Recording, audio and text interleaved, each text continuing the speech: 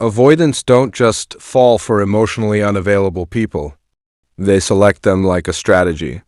And once you understand the pattern, the whole relationship starts to look very different. Chapter 1. Why Avoidants Choose Emotionally Unavailable Partners on Purpose. Okay, so here's what I think.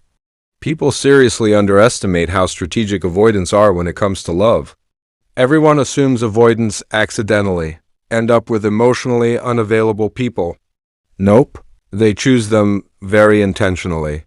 You won't believe this, but avoidants don't just stumble into bad relationships. They gravitate toward them. And honestly, once you understand why, everything about their behavior starts making perfect sense. So let's break it down like we're just chilling and venting about life. Avoidants pick partners who won't ask for emotional labor. Here's the first thing most people miss. Avoidants don't want to be with someone who expects emotional closeness. It freaks them out. It overwhelms them. It triggers every childhood wound they've ever had. So when they meet someone who's emotionally unavailable, guess what they feel? Relief. Pure relief. Because that person won't demand emotional depth, ask uncomfortable questions, get too close, push intimacy, or expose their insecurities. Basically, emotionally unavailable people give avoidance a perfect hiding place. It's like the universe saying, "Don't worry, no one will see the real you here." What do you think? Makes sense so far? They choose partners who won't challenge their walls. Avoidants have emotional walls taller than skyscrapers. They've spent years building them. And emotionally unavailable partners? They don't question those walls. They don't ask to be let inside. They don't knock on the emotional door. Both people are living behind their own walls, waving at each other from a distance. It feels safe. It feels predictable. It feels non-threatening. Think about it. If you're scared of drowning, you don't date someone who drags you into deep emotional water. You pick someone who stays on dry land. Avoidants do exactly that. Emotionally unavailable partners don't expose avoidance feelings. This is the part that hits hardest. Avoidants aren't afraid of other people's emotions. They're terrified of their own. So when they choose someone emotionally shut down, it means, no one will ever see what I feel. You won't believe this, but avoidants aren't actually cold. They feel everything deeply, too deeply, and that's the problem. An emotionally unavailable partner gives them a perfect excuse to feel less, need less, show less, risk less, and they can tell themselves things like, "See, this person doesn't want closeness anyway. It's not my fault we're distant. Nothing is required from me." It's the perfect setup for emotional avoidance. They match energy, not love. Here's something I've seen happen over and over. An avoidant meets someone healthy, consistent, caring, emotionally present. And what do? They panic. They sabotage.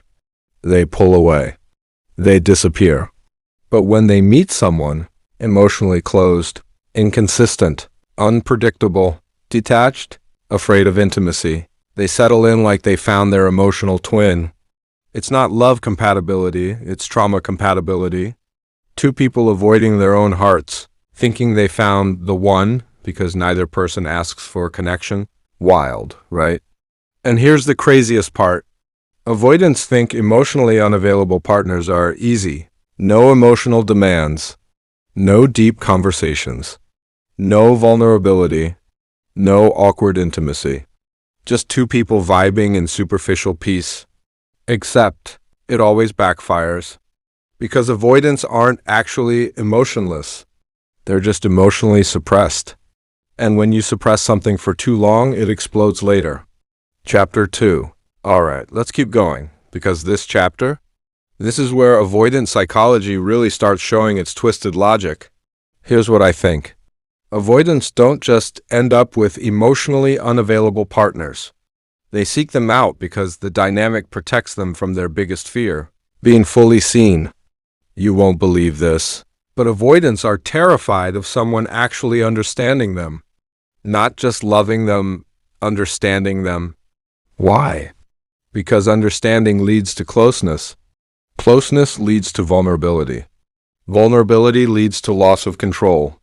And avoidants hate losing control more than anything. So let me break down why emotionally unavailable people feel like the safest option for them. 1. Emotionally unavailable partners make avoidance feel normal. This is the funny part. Avoidants know they struggle with intimacy. They know they pull away. They know they shut down. They know they act cold. But when they date someone emotionally unavailable, suddenly they don't look distant. They don't look cold. They don't look avoidant. They don't feel wrong because both people are playing the same game and no one calls anyone out. It's like being the quiet kid in a class where everyone is quiet. You suddenly don't feel out of place anymore. The dynamic feels equal, safe, predictable. What do you think? You've probably seen this in real life, right? 2. Emotionally unavailable partners don't demand consistency. You won't believe this, but avoidants crave one thing the most: freedom without consequences. And emotionally unavailable partners give them exactly that. These partners don't ask, "Why didn't you text back?" Don't need daily reassurance. Don't chase connection. Don't push emotional depth. Don't challenge the distance. So the avoidant gets to disappear for days, stay inside their emotional cave, avoid tough conversations, never explain their feelings, never show vulnerability. And guess what? The relationship still doesn't break, at least not immediately. Avoidants love this dynamic because it lets them breathe. No pressure, no emotional obligations, no intimacy deadlines. It's basically a relationship light. 3. They're drawn to what feels familiar, not what feels healthy. Here's where childhood wounds sneak in quietly. Avoidants were usually raised by caregivers who were inconsistent, cold, distant, unpredictable, emotionally absent. So when they meet someone emotionally unavailable, their brain goes, "Oh, this feels like home." Not comforting, not healing, just familiar. And humans naturally chase what feels familiar, not what helps them grow. It's trauma autopilot. Avoidants think they're choosing low-drama relationships, but really they're choosing their childhood all over again. Can you imagine that? Repeating emotional patterns without realizing it? 4. Emotionally unavailable partners help avoidants avoid responsibility. This one hits hard. When things go wrong in the relationship, and they eventually do, the avoidant gets to say, "See, it wasn't me." They didn't want closeness either. It becomes a built-in excuse. They don't have to change. They don't have to grow. They don't have to confront their fears.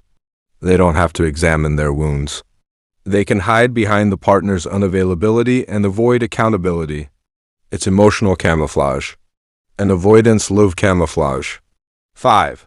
Emotionally unavailable partners don't trigger their panic response. Avoidants have a panic button inside them that goes off whenever someone gets too close, but emotionally unavailable partners don't activate that button. They stay distant.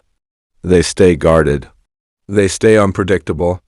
They stay emotionally detached. And the avoidant finally feels like they can relax because no one is coming too close. No one is asking too much. No one is knocking on the emotional door. It's like two people sitting in separate rooms yelling, "You good? Yeah, you? Cool?" And that's the whole relationship. Where this all goes wrong? Avoidants think emotionally unavailable partners are a safe choice. But here's the twist. Both people are avoiding intimacy. So nobody builds anything real. The relationship becomes stuck, shallow, unstable, quiet, confusing. It doesn't die dramatically, it just fades. Like a plant no one watered. But what happens when avoidants finally want something deeper? Or when the emotional debt becomes too heavy? Chapter 3. Alright, now we're stepping into the messy chapter. The chapter avoidants don't admit even to themselves. Because here's what I think.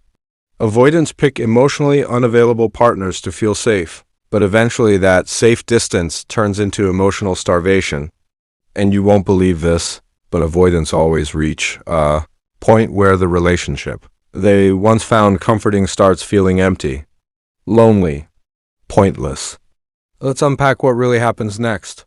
1. Avoidants want connection, just not too early. People assume avoidants don't want love. Not true at all. They want love. They want depth. They want loyalty. They want someone special. But here's the twist. They only want it after they feel fully secure inside themselves. And that's the part they never reach because they keep choosing blocked people, broken people, unavailable people, emotionally numb people. These partners don't build closeness, they stall it. So the avoidant gets stuck in a relationship where nothing moves forward. And suddenly, that easy partner starts feeling boring, dry, disconnected. The same distance that once comforted them now annoys the hell out of them. Ever seen that happen? Because it's the exact moment avoidants start feeling restless. 2. Emotionally unavailable partners don't chase, and avoidants secretly want to be chased. Okay, this one exposes them a bit. Avoidants pretend they hate emotional pressure. They swear they don't want someone clingy. They act like closeness stresses them out. But deep down, they want to be wanted. They want someone who checks on them, notices their mood, makes them feel special, creates emotional warmth. But emotionally unavailable partners don't do any of that. They don't chase. They don't reassure. They don't fight for the connection. So the avoidant starts feeling invisible. And guess what that causes? A weird, quiet anger. A lonely heaviness. Something's missing, feeling they don't know how to describe. Here's the irony. Avoidants avoid closeness until they feel the lack of it. Wild, right? 3. The avoidant gets confused when their partner avoids them. This is the funniest, most ironic part.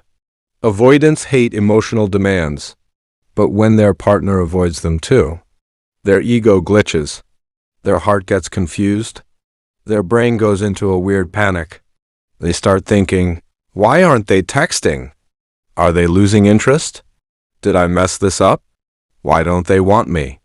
So the avoidant ends up experiencing the same behavior they normally do to others. This is the point where their own avoidance hits them back like karma. And suddenly, they care more than they expected.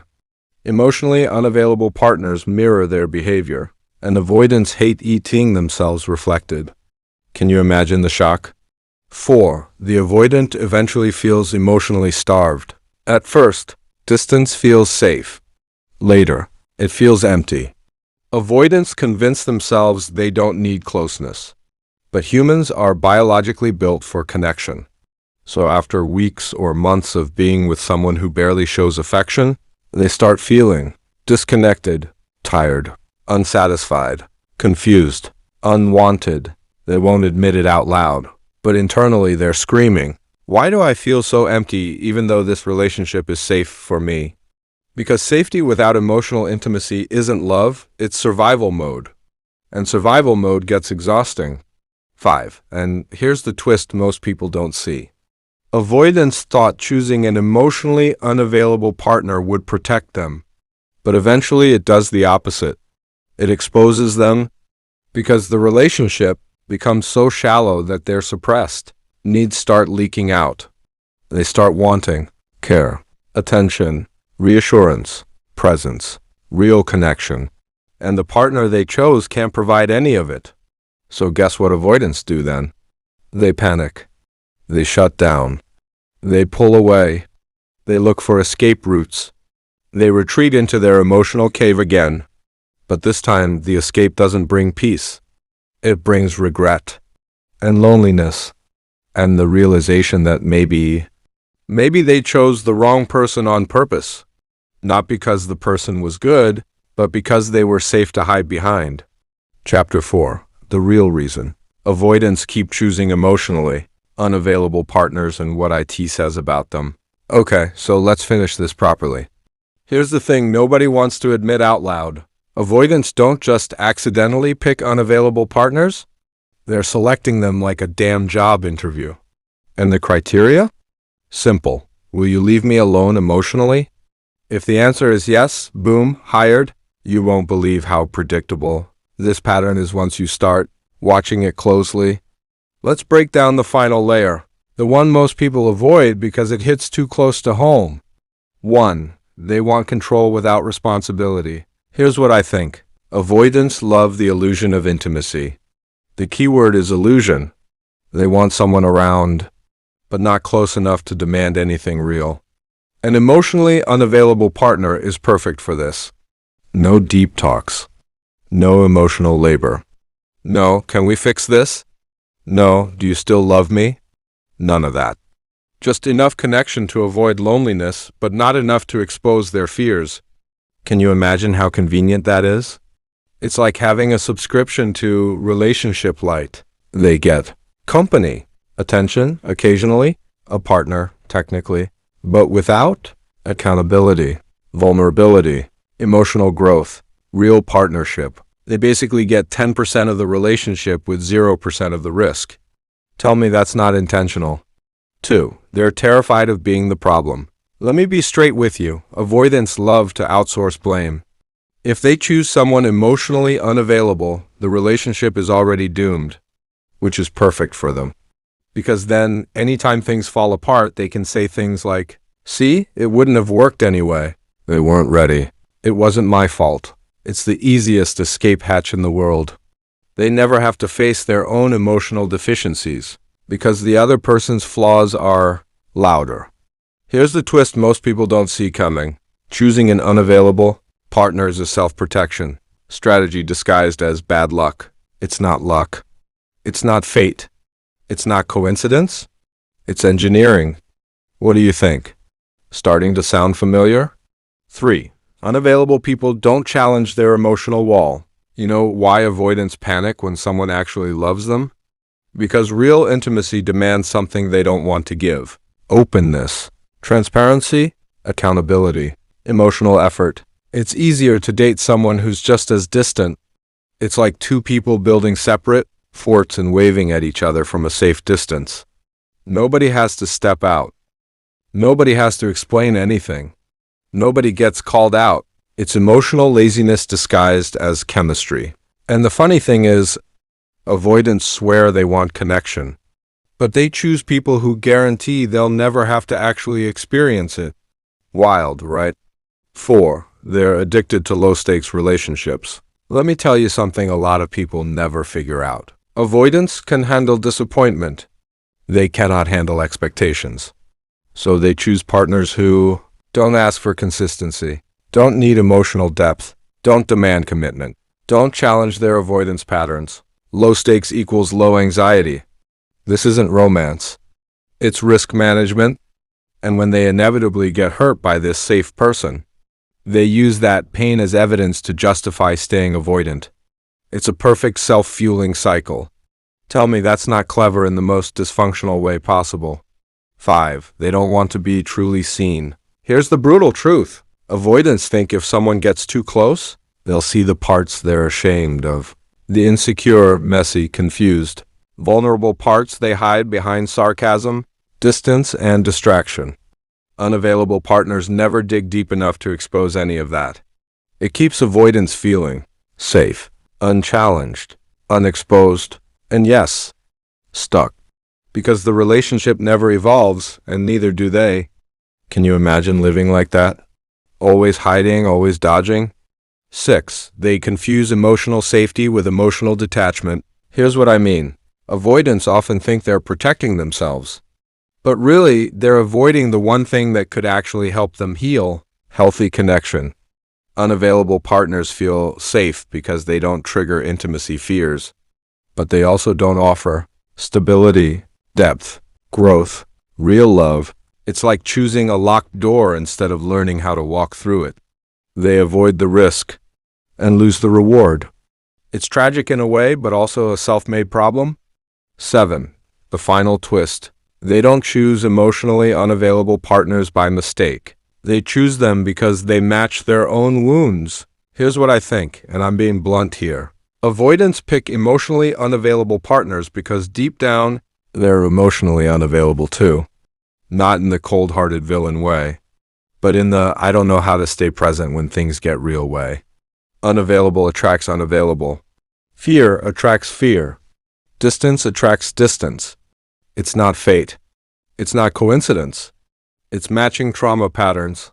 When you see it from that angle, Everything starts to make embarrassing sense. What do you think? Makes the whole pattern look a lot less accidental, right? 8. How they break the pattern, if they ever do. Let me end with this. Avoidants only break this cycle when one thing happens. They finally admit the problem is inside them, not in the partners they choose. Not fate. Not luck. Not everyone leaves. Not I attract the wrong people. No, it's their own emotional limits choosing partners who won't demand anything real. And until they face that, they'll keep chasing the same kind of cold comfort over and over again. Different face. Same emptiness. What do you think? Makes sense or too harsh?